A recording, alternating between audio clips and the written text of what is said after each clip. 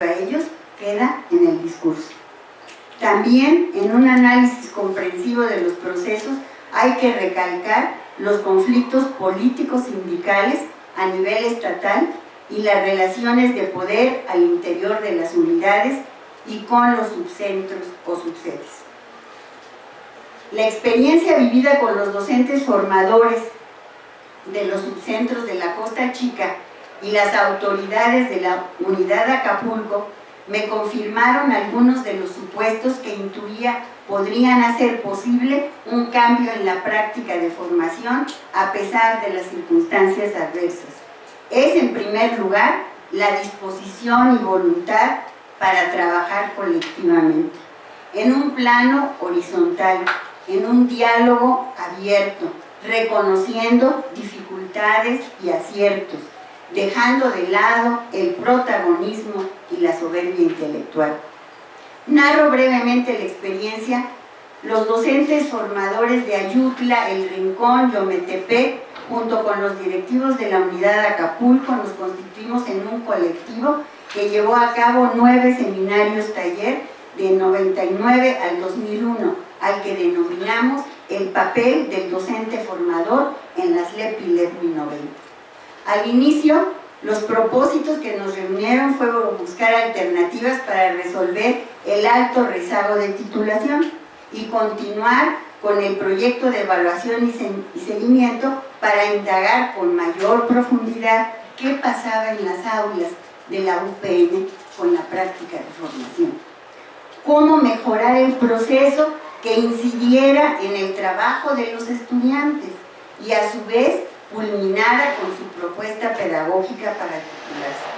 A lo largo de los seminarios taller se trató de llevar a los docentes formadores a una reflexión crítica sobre sí mismos y las implicaciones que tiene para su desempeño la historia individual de formación y de experiencia docente como una forma de cambiar la mirada sobre las deficiencias de los estudiantes y valorar la experiencia propia y la de ellos como parte del proceso formativo.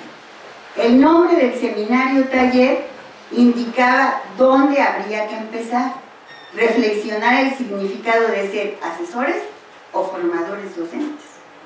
El término asesor era herencia de programas anteriores a la UPN. Este fue apropiado para la licenciatura a distancia, que se impartió en las unidades en el Plan 79, pero ya no correspondía a las licenciaturas semiescolarizadas que pretendían el enfoque reflexivo sobre la práctica y por las consecuencias que tiene para el ejercicio de la docencia. Es decir, los docentes formadores tendrían que reconocerse cuál era su papel, qué implicaba un compromiso en el proceso de acompañamiento con los estudiantes maestros en una relación de pares. Un resultado tangible de los seminarios taller fue el incremento de la titulación de forma notable en el subcentro El Rincón, el cual llegó a ocupar el primer lugar a nivel nacional. El interés que despertó en los asesores de la licenciatura en el Plan 94 en Educación, al solicitar su incorporación al seminario taller. También se realizaron planes de trabajo por subsede, de manera colegiada para atender las problemáticas particulares de cada uno. Un programa colectivo para atender el rezago de titulación y se había planteado organizar visitas de observación a las escuelas, porque muchos maestros, asesores o docentes formadores ni conocían las escuelas de educación indígena, ¿no? Indagar sobre escritores de MEPA que pudieran contribuir a la escritura de ese idioma y recopilar textos escritos en las lenguas que se hablan en los subcentros. Como es frecuente, entre los grupos de poder locales que temen perderlo, corrieron los rumores de que estos eventos, impulsados por el director y el subdirector académico, eran subversivos contra la autoridad estatal. Los asistentes a los seminarios estaban convencidos de la necesidad del trabajo colegiado y proponían organizar esta experiencia a nivel estatal. Sin embargo, no todos compartían la necesidad del cambio en la práctica formativa y se canceló la posibilidad de darle continuidad. Esta experiencia influyó en mi decisión de trabajar directamente en las escuelas con los docentes como una opción viable para impactar directamente la práctica, cuyo resultado fue la propuesta educativa colectiva que construimos en la Escuela El Porvenir, turno vespertino, que se localiza en Xochistlahuaca, Guerrero. Considero que la propuesta Una Escuela para la Vida fue la culminación de largos procesos de formación, cuyos integrantes participamos en las distintas experiencias aquí narradas y otras desarrolladas en Xochistlahuaca durante más de 20 años, lo cual confirma las condiciones que Ferri considera son requeridas para la formación: tiempo, lugar y relación con la realidad. El municipio de Xuljá, o Xochistlahuaca, Xuljá es el nombre en amuzgo, se localiza en la región montaña-costa y es uno de los más pobres a nivel nacional. Según datos gubernamentales, es considerado de bajo índice de desarrollo humano y de muy alta marginalidad. La industria artesanal es una de las actividades más importantes y por la que es más conocido Xochistlahuaca. La elaboración de prendas tejidas en telares de cintura por las mujeres amuzgas. Según la encuesta intercensal 2015, Xuljá contaba con 28.839 habitantes, cuya lengua mayoritaria es el ñontá, conocido oficialmente como amuzgo. En general, para los nangueñontá o amuzgos, es decir, ellos se autonombran de esa manera, y yo creo que es algo que tendríamos que hacer, ¿no? Respetar cómo se autonombran los pueblos.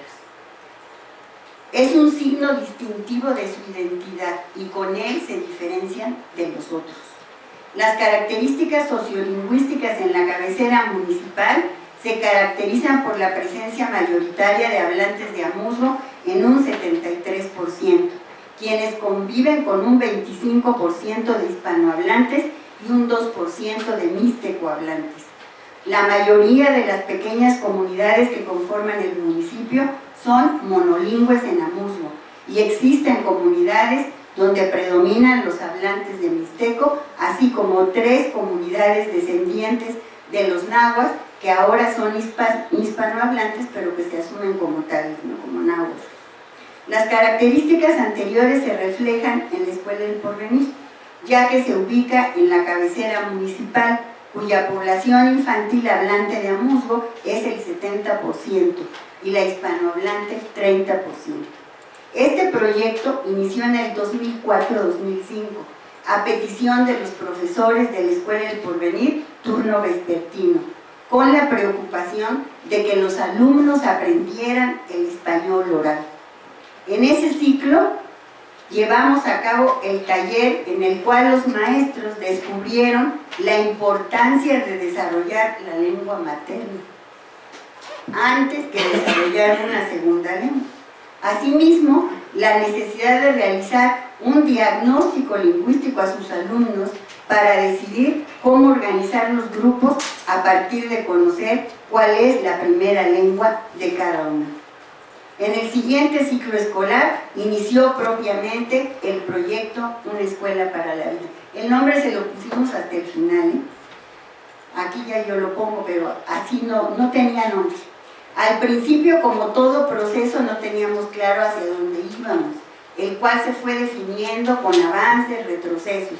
Hoy puedo afirmar que esta propuesta curricular es una opción alternativa para resolver los problemas más urgentes en las escuelas primarias, no solo del subsistema de educación indígena, sino puesto que la normatividad reconoce la diversidad cultural y lingüística, así como prescribe la enseñanza de primera y segundas lenguas, tanto nacionales como extranjeras. Nuestra propuesta curricular se ha presentado ante autoridades y distintos foros en busca de interlocutores para debatirla y de recursos económicos, pero hemos encontrado una escasa respuesta. Sin embargo, debo mencionar que ha sido objeto de investigaciones en tesis de licenciatura y de maestría de la UNAM y de la UAM, y la difusión a través del video, el proyecto de experiencias ejemplares de CIESAS Pacífico Sur UNICEF. La propuesta de formación abarca dos planos de la realidad escolar: la formación docente en la práctica, es decir, dentro de la escuela, para la atención pedagógica de la diversidad lingüística y cultural de los alumnos amuzgohablantes e hispanohablantes, y el de fortalecer la vinculación con las familias y la comunidad. En una de las decenas de presentaciones que preparamos a lo largo de 6 años de trabajo intensivo, nos referíamos a lo que pretendíamos en estos términos. Nuestro propósito general era, nuestra escuela se propone contribuir a la formación de niñas y niños que logren el desarrollo de sus capacidades, competencias, actitudes y valores, que les permita conocer su realidad, comprenderla y actuar en ella para transformarla. En pocas palabras, una escuela para la vida. Y ahí está el mapa curricular. Bueno, la organización curricular era turno vespertino, bueno, es porque los maestros siguen trabajando de esta manera. Entonces, la primera hora se trabaja el taller de primera lengua. Los niños están organizados en el taller de primera lengua. Los que son amuzgohablantes trabajan juntos, los que son hispanohablantes trabajan juntos en el taller 1 hora y después regresan a su grupo de grado. Y ahí se trabaja con unidades didácticas integradas. Y al final de la jornada hay talleres. Este es del 2008-2009, ¿no? Entonces sí ha sufrido cambios. Se trabaja la segunda lengua. Los niños amuzgohablantes estudian el español como segunda lengua y los hispanohablantes estudian amuzgo como segunda lengua. Y bueno, las necesidades eran que los maestros escribieran, porque pues todos sabemos que no escriben sus lenguas. Y entonces se daba un taller de 5 a 6 para que los maestros se pusieran a trabajar con el supervisor, que es realmente uno de los protagonistas de este proyecto y que es escritor en su lengua. Y él les daba el taller. Y teníamos también una enorme necesidad de la formación pedagógica de los maestros. Y entonces teníamos, fuera de la jornada de trabajo, como pueden ver, de las 6 en adelante, el taller de formación pedagógica. Entonces los maestros estaban comprometidos, ¿no? Yo creo que esa es como la base. A modo de resumen, como dicen los expertos internacionales, las lecciones aprendidas en esos años han sido la necesidad de partir del conocimiento de la diversidad de las realidades escolares, lo cual requiere de una estrecha vinculación entre las instituciones formadoras y los centros de investigación con las escuelas. El proceso de formación tendría que proponerse la decolonialidad del ser, el saber y el decidir, lo cual exige modificar las formas de relación de trabajo con los docentes o formadores de docentes para construir proyectos desde abajo con la participación de los interesados en la toma de las decisiones. En la práctica de formación de las instituciones de educación superior, me parece fundamental analizar las relaciones de poder en los distintos niveles, desde el aula, la escuela, el contexto local, estatal, nacional y supranacional, con el propósito de identificar y analizar la participación de los múltiples actores del sistema educativo que influyen en las prácticas docentes y escolares. Hacer conciencia de cuáles son los límites y la relativa autonomía de los maestros y las escuelas en la posibilidad de construir propuestas alternativas a las hegemónicas de la clase en el poder. Considero que para facilitar la comprensión de la compleja tarea de ser docente y plantear propuestas pertinentes, sugiero hacer un recorte metodológico de la realidad sociocultural de las escuelas, como lo plantea nuestro colega Díaz Coros, en 3 dimensiones: lengua, cultura e identidad. Esto facilita identificar los problemas en cada una de ellas, analizarlos y elaborar intervenciones pedagógicas situadas. Lo anterior implica revisar la conceptualización de la cultura que rompa con su folclorización, que además ha conducido al absurdo, como los casos de estudiantes que se asumen como indígenas, quienes consideran que solo ellos son poseedores de cultura. Esto me lleva al espinoso tema de la identidad, que debemos reflexionar con profundidad. Las relaciones racistas de poder que se expresan en todos los ámbitos educativos.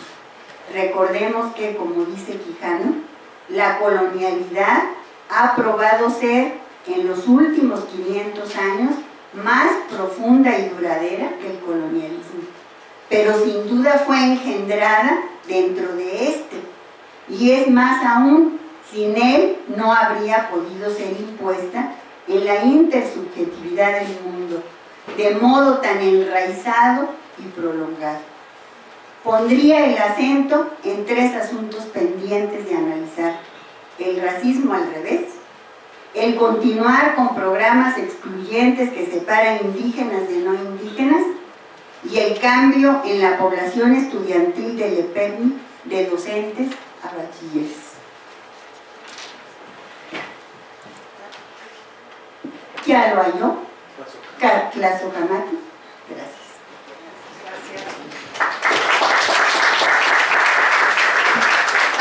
Agradecemos a Tani y bueno, vamos a pasar a la sesión de una breve sesión de preguntas y respuestas. También están considerados los colegas que están conectados en este seminario en otros lugares. Entonces, quien inicia, vamos a abrir una primera ronda de 3 participaciones y luego una siguiente ronda. Ya llegó con nosotros, ya está aquí Javier López Sánchez también para la siguiente exposición. Entonces, ¿alguna pregunta a la maestra Jani Jordán? ¿Algún comentario entre los que están en la sala?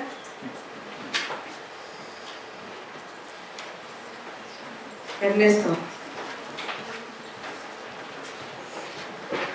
Bueno, pues como no se animan, hago yo una pequeña pregunta.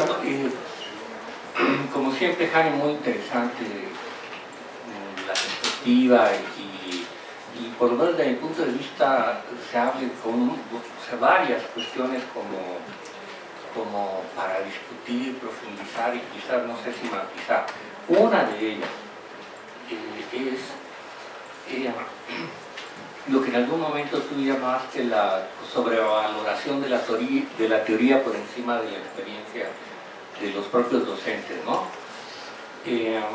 Entiendo en qué sentido lo dices, pero al mismo tiempo, ¿cómo encajamos en eso? En una cierta tendencia a desvalorizar la teoría en la práctica docente, por parte de los docentes, ¿no? Es decir, hay hasta un dicho, no me acuerdo exactamente cómo lo frasean, pero los maestros se hacen en la práctica o algo así, ¿no? Entonces reproducen unas prácticas docentes en las cuales son casi impermeables a la teoría, ¿no?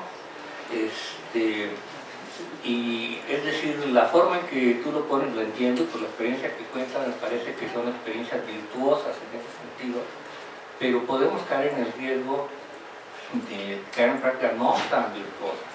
Y digamos, hay una cierta tendencia muy fuerte, no solo en la docencia de la educación básica o normal general, incluso estoy pensando en un estudio de hace unos años en las universidades interculturales, donde había eso, una especie como de rechazo a lo teórico, como una forma de colonialismo, como una forma de independizarse de lo ajeno, y entonces lo que hacían era reproducir prácticas de hace 30, 40 años, ¿no? Esa experiencia, una especie como de activismo y rechazo de lo teórico que se traducía en, pues esto, ¿no? Una reproducción de prácticas no necesariamente muy buenas.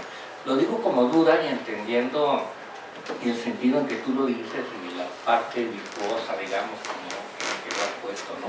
Pero ocurre esto, ¿cómo podemos conciliar las dos experiencias, por decirlo de una forma? Gracias, Ernesto. ¿Alguien más? Maestro, nos dice por favor su nombre y de dónde. Muy buenas tardes, soy Valentín de la Rosa, soy tepaneca y de verdad le felicito. No sé en qué año estuvo usted por allá, en Surja y Nunja. Yo estuve en Surja y Nunja. Soy sociólogo y me autoadscribo como un indígena que ha participado con los 68 grupos etnolingüísticos, y me da mucho gusto saber que mis hermanos amurlos de Guerrero siguen siendo visibles. Eso es algo muy, muy difícil, que los pueblos indígenas seamos visibles. Somos invisibles. Yo creo que ahí faltaría algo, con todo respeto, maestra Yusculba. Decirle que habría que señalar muy puntual que para la educación intercultural bilingüe los pueblos y comunidades indígenas tienen más allá que el castellano, que tiene más de 3.000 palabras. Los pueblos y comunidades indígenas cuando hablan con el corazón, y esa parte pedagógica del amor yo no la he encontrado ni aquí ni en muchas partes. Lo digo con mucho respeto. Y soy un hombre que ha viajado por muchas partes y que fui presidente del Consejo Consultivo Nacional para el Desarrollo de los Pueblos Indígenas. Y vuelvo a repetir, me da muchísimo gusto que hoy, a través del maestro López Sánchez, fui invitado y hacer una reflexión con usted. Ojalá y nos invite. Tenemos una organización internacional para poder contribuir, para que podamos seguir haciendo visible a los pueblos indígenas y sobre todo en la educación y en esa pedagogía que está muy alejada de todo lo que usted acaba de explicar. Esa pedagogía que es la pedagogía de los pueblos y comunidades indígenas, que para poder integrarlos al castellano es totalmente diferente cuando se habla, y usted lo sabe. Por ejemplo, cuando llegan a la casa y dicen yo dice, está Dios adentro, y de adentro le dicen, cuidado, sí está Dios adentro. O sea, ¿cómo explicar en castellano esa parte? Muchas gracias.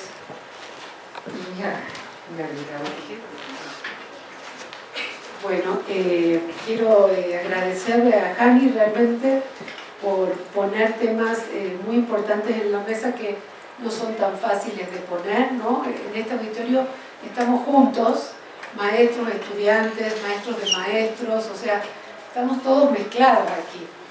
Y son temas escabrosos, ¿verdad? Porque somos los maestros que estamos hablando con los estudiantes y muchos de los estudiantes son maestros en otros contextos, entonces la verdad que te agradezco mucho, Jani, la honestidad del trabajo y por ubicar conceptos bien importantes, ¿no? Que tienen que ver con lo que todos trabajamos, por lo menos en el campo pedagógico, en el campo educativo, la diferencia entre capacitación docente, con la diferencia entre formación docente, esta idea que traes y nos compartes de que nadie se forma solo, sino que se forma con otro, más todos los aprendizajes que nos compartes a partir de una experiencia de muchos años en la Costa Chica, ¿no?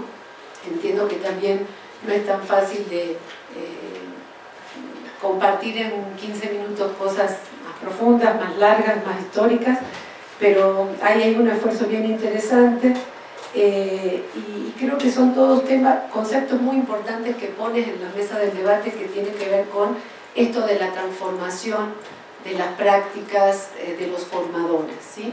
Y obviamente la transformación de las prácticas docentes en el nivel que nos toque trabajar a cada quien. Yo te quería preguntar nada más si habría chance, ¿qué quiere decir con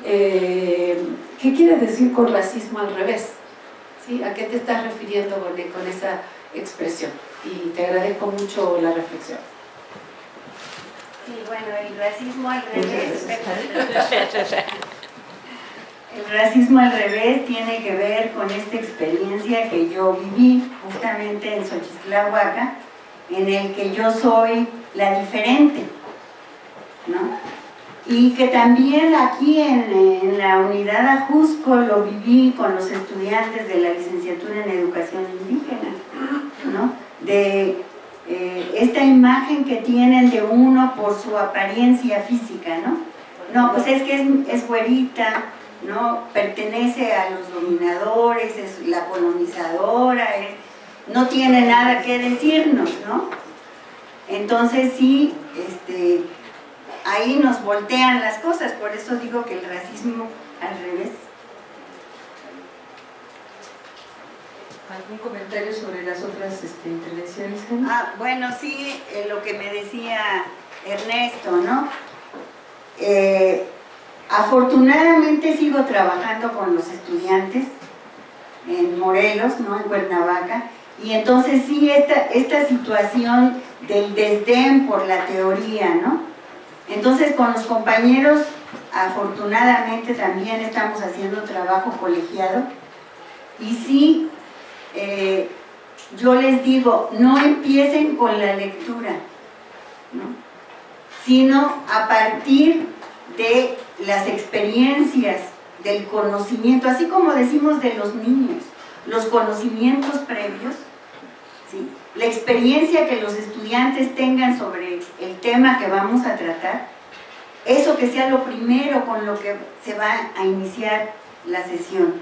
Y después vamos a la lectura, ¿sí? Y la lectura me va a ayudar a explicar por qué pasa eso, cuáles son los problemas, ¿sí? Y bueno, me voy a adornar, pero nosotros tenemos un alto porcentaje de estudiantes que terminan con su propuesta pedagógica. Y una propuesta pedagógica que responde a las características de las escuelas en donde ellos han estado, como docentes o como estudiantes practicantes, ¿no? Entonces yo creo que sí, hay como esto que decíamos de la estrategia de formación, la propuesta pedagógica es la estrategia de formación. Entonces desde quinto semestre empezamos a revisar justamente cuáles son los problemas didácticos, porque en nuestra licenciatura yo le daría la vuelta. Empezaríamos por ver los problemas didáctico-pedagógicos, ¿no? Y a la par vamos viendo en qué nos apoyamos para explicar cuáles son esos problemas. Entonces, nuestra estrategia sí funciona, porque empiezan con los problemas desde quinto, empiezan a hacer sus ensayos de hacer un proyecto didáctico integrado. En sexto nos dedicamos solo a ver los problemas del campo de la naturaleza, de lo social, de las matemáticas y de las lenguas. Y en séptimo ya tienen que tener más claro cómo van a resolver esos problemas, ¿sí? Y en octavo a escribir, aplicar su propuesta, porque eso sí lo logramos. Están yendo a la escuela, la aplican y hacen toda una reflexión de lo que sí funcionó y lo que no funcionó. Entonces sí, creo que sí es un reto para nosotros, pero tenemos que colocar los conceptos en otro lugar, no empezar con ellos. Porque sí, mis compañeras luego hacen eso, ¿no? A ver, la lectura tal, y nuestros estudiantes dicen, ay no, es mucho. Además de que es una tortura para los estudiantes leer. No hemos logrado despertar ese interés por conocer, por leer, ¿no? Y yo les digo, cuando ustedes están con los pequeños, lo primero que tienen que hacer es que los niños disfruten de la lectura, no que sea una tortura, porque los resultados aquí los vemos, ¿no? ¿Alguna otra pregunta o alguna otra pregunta que tengamos Doctora Ceci, por allá. Bueno, no hay todavía preguntas.